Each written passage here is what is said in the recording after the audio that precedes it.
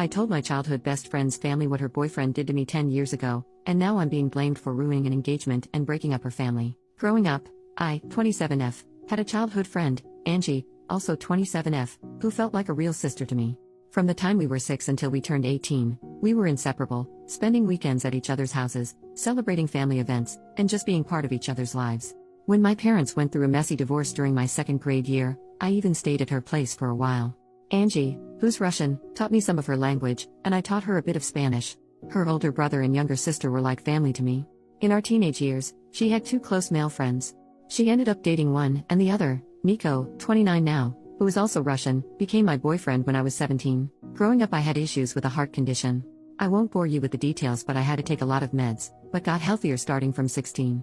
I didn't have to take them daily but only when my heart rate became irregular, but then immediately, as it would become extremely painful, my heart would cramp and I would start to hyperventilate. All my friends knew this, Nico included, and that I would black out if my meds got taken with alcohol.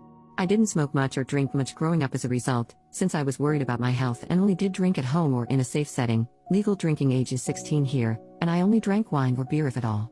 I had my first time with Nico at 17, and when my parents stayed at a retreat 2 weeks later he came over to have a date night. I did drink 1 glass of wine, but started having health issues later resulting in me taking my meds and being unconscious. I was a bit sore the next morning but didn't think much about it. 2 weeks later I'm informing Nico that I'm late on my period and he starts to panic, confessing he made love with me while I was unconscious. We've made love before, so he didn't think much about it. Apparently he didn't have protection, but since I was on the pill he figured it was alright, and he also didn't finish in me, but in a tissue. I felt violated and disgusted by myself. I didn't know how to describe this and only told Angie about it. I was an utter mess for a few years, and wasn't able to be intimate again until 2 years later. I didn't remember any of it, but was too ashamed to go to my mom or anybody else. I didn't think of it as SA back then. I was too young to really understand what and how I was violated, and Angie told me it's alright, I should break up if I feel bad about it, but we were in a relationship, and we were intimate before. I broke up with him the following day, and apparently he cried about his broken heart to her. As Nico and Angie were close and hanging out together a lot, they started dating a few months afterwards, and I had to see him every time when visiting her. I told her I'm not able to see him, but she didn't understand where I'm coming from. The contact stopped and we haven't texted or seen each other in years. I still followed her and her family and saw that her brother is expecting his first child.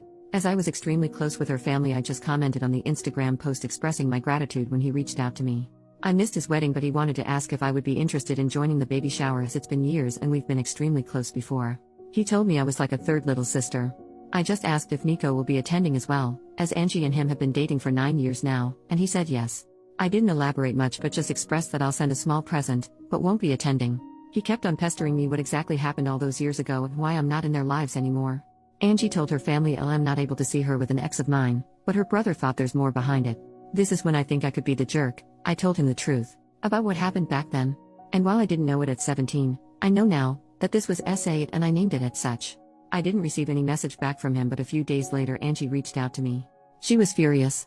Nico had planned to propose during the baby shower, but Angie's brother is against it now, having learned why I stopped the contact. She loves Nico and will stay with him, but by doing so, her brother said she is no longer a part of his life, as he doesn't want his little baby girl in the same family as a rapist. Since then I've been getting messages from old school acquaintances, telling me I should have ignored it, and not told anybody. Since I didn't speak up back then, I lost the right to do so now, and am a horrible person for ruining somebody's life over some stuff he did 10 years ago when he himself was a child as well. Should I have just stayed quiet and not spoke up about this? First update, 10 days later. First of all, I am immensely thankful for all the people who took the time to not only read through my story, but also comment. It gave me a little bit of hope of compassion for victims of SA and also the courage to not cave to the backlash I received. Mental update, reading all the messages defending my choices on speaking up made me realize how insecure I was on what I am allowed to do and how much I was trying to make it right to other people besides myself. This especially included Nico and Angie. All of you are right. If Nico had changed, he would have apologized, reached out, or tried to make amends in some way, either when word got to him from his brother-in-law or at some earlier point in his life. My former best friend Angie should have been able to feel some sort of compassion if she had any respect for me as a human being or the time we spend together. Her reaction showed that I shouldn't hesitate on my actions. I went to therapy from 21 onwards and thought I moved on from the rape as best as I could, but I realized how ashamed I still am almost 10 years later about an incident that wasn't my fault at all. I was ashamed to speak up back then and afraid that people around me would look differently at me. And somehow I still felt bad about speaking up today, so I'm trying to own what happened to me now and not apologize for other people's behaviors, especially as they don't even show me respect. What happened since then? I archived every nasty message I got on WhatsApp so I wouldn't have to read them, but would have the proof if needed at a later point. Angie's mom called me crying the following day of the incident. I shouldn't have answered the phone, but during the 10 years of friendship I saw her as an aunt, almost a second mom. She'd always joked that while her children would run around the house doing whatever, I would always take the time to drink a tea and talk with her, showing her more love and time than her actual children. While she said she's sorry for what has been and for what I went through as a child, she couldn't believe that I would ruin Angie's happiness over something like that. With Angie's brother refusing to have Nico as part of the family and Angie standing by Nico's side, it's divided their family and she is heartbroken. She has grown to love Nico like family as well and has known him for nothing more than a considerate young man who she knows will make her daughter happy. It wasn't nasty names or angry talk, just a heartbroken mother who faked to acknowledge my pain and saw the fault in me. Angie's mom tried to get me to apologize or to take it back, but I refused as I don't see the fault in me. With everything that has happened, I believe that Nico hasn't changed and is just hiding it better somehow. He can see how people are standing by him and supporting his behavior, so he won't have to change. And that is something I didn't want to indulge. Angie's mom not even once used the word rape, and I tried to correct her every time she talked about it, trying to name it for her to understand better, but she would just start sobbing more and it didn't make sense for us to continue to talk. Angie's mom used to be in contact with mine for some time, and she reached out to her after our talk. I was afraid that my mom would find out, since she's from a more conservative background. We had a long talk and I didn't get to see her physically yet, but she apologized for not being there for me or not making me feel like I can talk to her. I tried to calm her as best as I could, but when she asked me if my current partner knows I was used like that, I got angry. She was scared my partner would leave me if he found out, implying it was something that made me less precious or appealing. When she asked me to keep it a secret from our family abroad and in our country, I hung up. She was acting exactly the way I was afraid she would, as if it's something shameful. It was especially hard as I am trying my best to move away from the feeling of shame. She has since apologized, but it's clear that her view of me has changed. I don't yet know how to deal with it, but that's something to worry about in the next few weeks. As some of you suggested, I wrote Angie's brother, Sven, again and apologized for the mess, but I'm glad that it is out in the open and how proud I am that he's not defending his family. I asked if his old email is still working as I would just send a gift card. He didn't respond, but I got a message from his wife 2 days ago. She thanked me for speaking up and informing them about Nico. There were apparently a few moments that made her uncomfortable, some jokes Nico made, and in retrospective she can see why. Sven apparently informed her the moment he got my initial text, and both of them have since seen Angie but not Nico. She refuses to be in the same room or house as him, and same goes to their unborn daughter. Sven and Angie's mom has been at their place multiple times to beg to forgive Nico, and Sven caved a little. Angie and Nico will get married, Sven will attend but his wife will not. He is allowed in the family but not in contact with either Sven's wife or daughter. Those restrictions are not for Angie. Sven was suffering trying to ease his mother's worries and is not able to take a stand and cut them out completely. This is a compromise they made without his wife's approval, and she told me she's trying her best to cut them out of their life indefinitely. She wanted to move back, closer to her family as well, and thinks this is a perfect opportunity but isn't sure if she can follow through. His wife told me she's terribly sorry for all the issues that came my way and it has been a lot trying to handle the situation on their side. Sven knows it's not my fault but he doesn't want contact. It's hard for him to talk or see my name because even though he knows I'm not the guilty party, in some way I was the bearer or bad news and he sees me as the start of all this drama.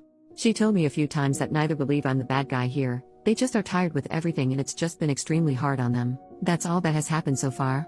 I am frustrated about how everything came to be. It feels like Nico will just continue with his life without having to be remorseful. I didn't want him to suffer, but I think some part of me wanted to at least receive some kind of apology for all the suffering I went through afterwards. I'm having to deal with my mother and her changed shameful view on me, and even though I'm happy it's all out, it's extremely hard to stand by my choices. My partner and my best friends both have been my shoulder to cry on during this ordeal.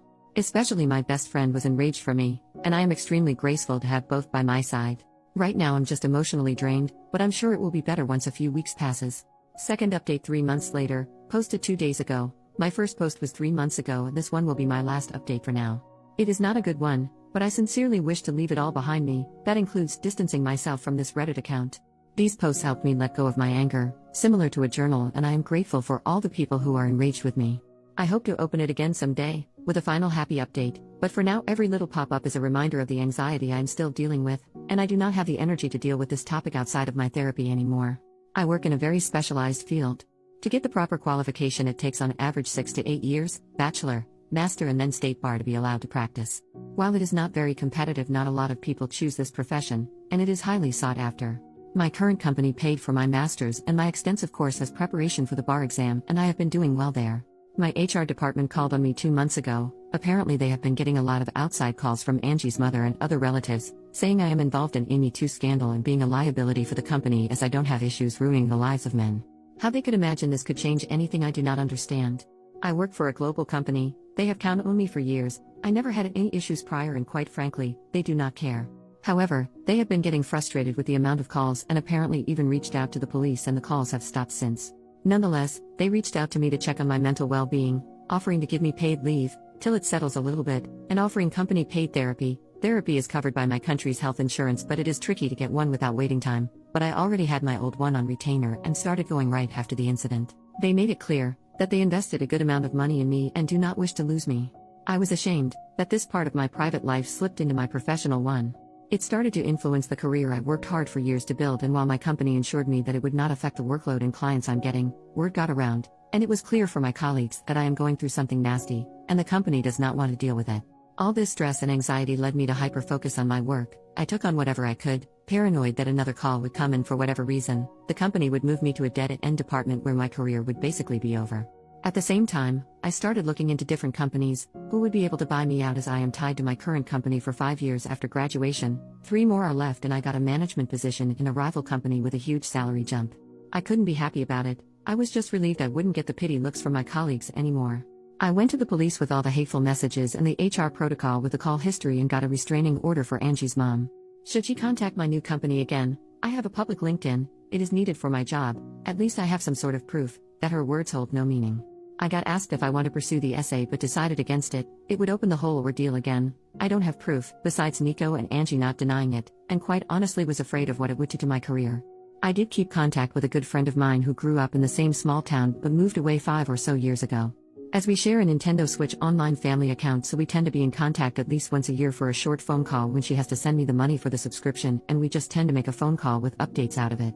Yesterday was one of those days and the whole Nico thing came up. While she didn't hear it directly, her mom is still living in the small town and reached out to her, asking if I'm alright. She expressed her disapproval about how everything came to be, as she was close with Angie back in the days as well, and remembered how close we were, how often we spend time together, like sisters. She updated me that 2 months ago Sven's baby girl was born, and while neither Nico or Angie were seen in any of the pictures or stories with the baby, a month ago Angie and Nico had engagement party. Both Sven, the baby, and his wife participated, and are in the family pictures. I remember how enraged Sven's wife was, and how she told me she herself felt uncomfortable with Sven. Now it is all forgotten and forgiven. Nico's parents own a few houses and gifted Angie and Nico a house close to their home, and Sven and his wife apparently bought a house in the same street. It is as if nothing happened at all. Listening to my friend telling me the updates, I'm honestly not sure if I should have asked her to not tell me anything. I just feel empty and betrayed.